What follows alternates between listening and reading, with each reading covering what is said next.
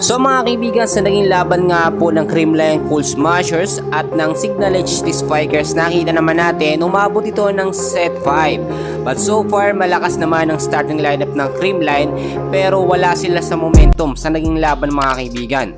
Bago natin ipagpatuloy, huwag kakalimutan mag-like and subscribe. Maraming salamat po. Nakita natin nung set 1 mga kaibigan, nanalo naman ang CCS sa score na 25 at 90 naman ang Signal HD Spikers.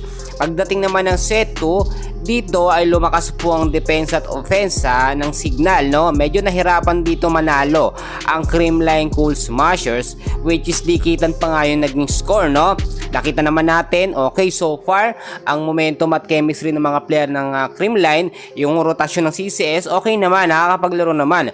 Pero yung mga player ng CCS mga kaibigan, nakita natin, medyo hindi okay ang kanilang play kontra dito sa Signal. Pero panalo pa rin sa set 2 ang CCS sa score po na 26-24. Then pagdating naman mga kaibigan ng set 3, dito po mga kaibigan ay nakuha po ng Signal ang pagkapanalo sa score na 23-25, Medyo talagang lumalamang sa early pa lamang ng set 3 itong Signal at talagang naghahabol doon itong Creamline Cool Smashers. Nakita natin mga kaibigan ano yung naging factor o problema ng Creamline kung bakit umabot pa ito ng set 5. Do sabihin na natin na malakas din naman ang koponan itong Signal mga kaibigan, pero usually hindi na umaabot ng set 5 ang mga laban dahil nga po sa panibagot mas magandang sistema ngayon ng Creamline Cool Smashers.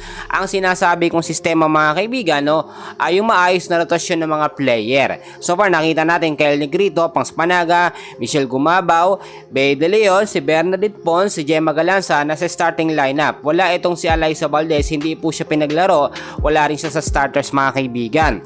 Nanalo dito nga po sa set 3 mga kaibigan ang Signal HD Spikers.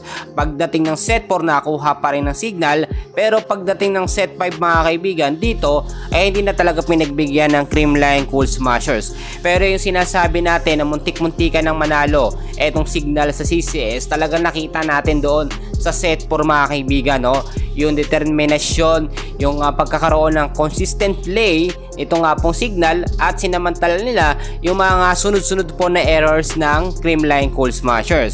Yung mga errors naman normal yan, pero pag sunod-sunod may problema po mga kaibigan. Ngayon kasi nakita naman natin dahil nga po nakadalawang sunod, set 1 and 2 panalo ang CCS. Set 3, akala natin makukuha na ng Creamline pero nagkaroon ng problema. But so far, panalo pa rin naman ang CCS sa set 5 kontra sa Signal at hoping na magkaroon ng consistent win sa mga susunod na game. Yan lamang update natin for today, and please huwag kakalimutan mag-like and subscribe. Maraming salamat po.